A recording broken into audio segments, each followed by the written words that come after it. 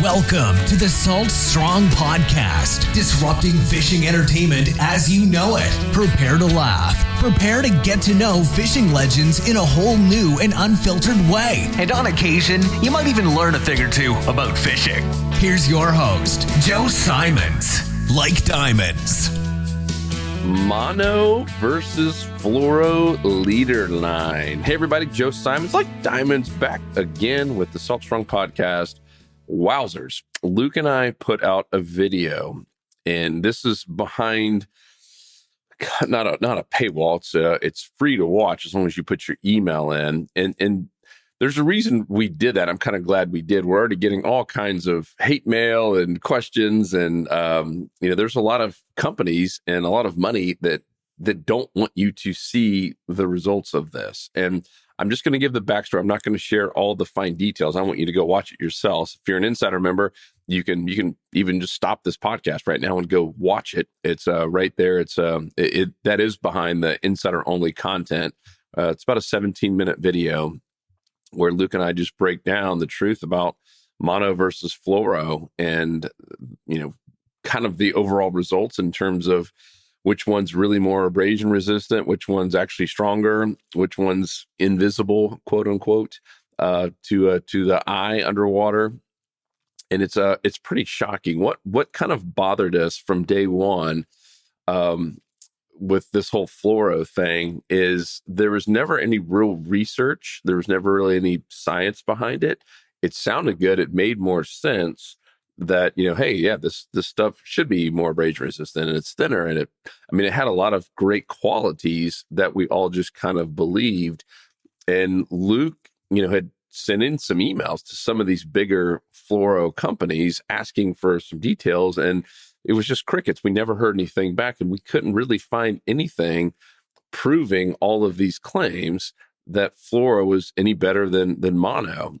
And so Luke actually set up and we started investing in, a knot strength machine. It was like $1,800. And we built, kind of more of a home built machine to test out abrasion resistance, both from like a fish's mouth perspective and even like a dock. So rubbing different ways with some sandpaper.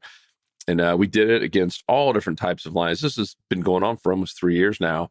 And we've tested out every kind of line you can imagine, different diameters, different companies and brands. And by and large, we found that, essentially a lot of this fluoro stuff has been nothing but just marketing hype, and it's not a better line, yet it cost a ton more. And the irony is, when Luke first went out to kind of put some science and real experiments behind it, we were all fluoro. If you go back to our earlier videos, we were on the fluoro train. We're like, yeah, you guys would be crazy to use mono. This stuff is so much better. And so in our minds, you can always say there's no bias on any type of experiment, but usually there is, right? There's usually a bias that you personally think something's going to win. We thought fluoro was going to win every one of these things. So when we first started doing this 3 years ago, we were like, all right, fluoro is going to destroy it. We're finally going to have some proof. And the opposite kept happening. And so like it got us like kind of that sick in the stomach feeling. We're like, well, we've been recommending this the whole time, and it's not even better. And so we were trying to prove that it was, and that was what got us to change our mind. So a lot of people think, oh, they just went in thinking that mono is better and they're just trying to prove it. No, it was the exact opposite. So I wanted to make sure that part was clear. We went in with a bias towards fluorocarbon because that's what we were using. That's what we were buying personally. That's what we were recommending and selling in our store. And it turned out to be the opposite after we tested this stuff over and over and over again, every which way possible. And we've been, publishing bits and pieces of the results on our YouTube channel publicly. Never the full thing like this, but little bits and pieces. And we'd always ask for feedback. And someone would say, all right, well, you need to wet the line, or you need to soak it first because, mono or fluoro is going to be underwater. So we did that. We've done everything that's ever been asked, and still the results are pretty conclusive on which one is probably a better line for you, I would just say. I would urge you guys all to do it. And the reason I'm doing this podcast is one, to make you aware of it. This is, like I said, it's been kind of crazy how many people have viewed this already. And there's a lot of people who are changing. Not everyone is. Some people are going to be stubborn, and like we were even in the beginning, like, oh, I'm going to keep using Fluoro. I don't care what that says. I get it. That's everyone's prerogative. But I know a lot of people have already switched. I'm seeing in the comments saying, man, I'm never going to use Fluoro again. But ultimately, we want feedback. We're trying to be the Consumer Reports of all this. We don't sell either, like meaning under our own company. We do sell some lures and hooks and stuff, as many of you know, but we don't sell line. Like, we don't make line. We don't want to be involved in that. In terms of mono or Fluoro, we might get into some braided line. We've been testing some stuff behind the scenes, and we don't ever come out with anything unless it's better. We haven't found anything that can beat just old-fashioned Andy mono, or whatever mono you want to use. Berkeley's got good mono. There's a lot of companies that have good mono line. We haven't really found one that's just predominantly better, but Andy in general is, price fair, great brand. They do their due diligence on everything that they put out. So anywho, I share that with you to say we want more feedback. If you think something's missing from it, or are there other experiments you want us to test? We are testing some braided line experiments, like 4-strand versus 8-strand. There's some really interesting things that we're finding. I'll tease that. I won't share with what we're finding yet, but really like game-changing stuff in terms of how those lines go through the water. And when you start talking about fish that have lateral lines and can pick up, different vibrations. I mean, really, really fascinating stuff with braided line in particular.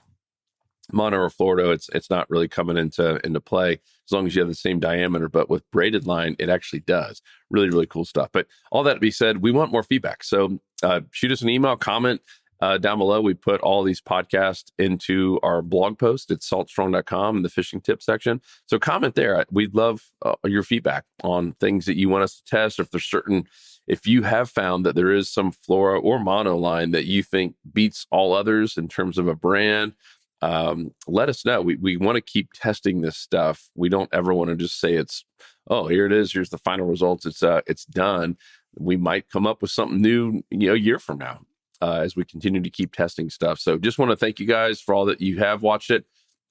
If you're a member, as I said, an insider member, you can go to the fishing tips section and just do mono versus Fluoro. You'll see it pop up. If you're not, we'll put a link in the blog post where you can go watch this 17-minute video and see why so many people are talking about this and sharing this, and quite the buzz about it. I think there's some people mad about it, just like we were. Like I said, honestly, we were ticked off because we had spent who knows how much more money on a Fluoro. But I will tell you, in the last couple of years, and if you followed us or watch any of our fishing reports every week, I mean, we're catching more fish, I would say, than we ever have in our lives.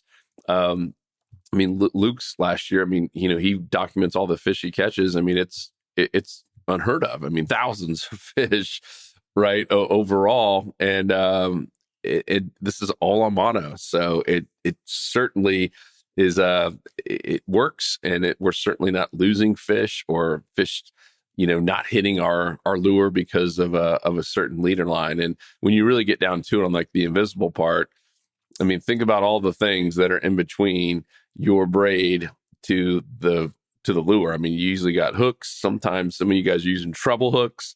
You've got all kinds of different hardware that some of you guys use, from swivels and big loop knots. I mean, there's so many things that the fish could see besides the leader line, including hooks and who like I said, we can go down the rabbit hole on that one, but it's that's the one thing that people said, oh, well, it's still more invisible. Is it? And how will we really ever know what fish truly do see? It all goes back to having science and data on it. So appreciate you guys. Go check out those videos. Give us more feedback. Love to hear what you would like us to test next with anything. It doesn't have to be just line, but know that we are doing some testing right now on braided line to find the best type of braided fishing line for inshore saltwater fishing. Other than that, I will talk to you on the next episode. Make sure to give us some feedback. And you can even email us at feedback@saltstrong.com as well. But I'd love to see it in the comment section. That way other people can see it, and it gives people ideas of what people are asking. So thank you guys. Talk to you in the next episode. 'Cause fishing, it's in my soul.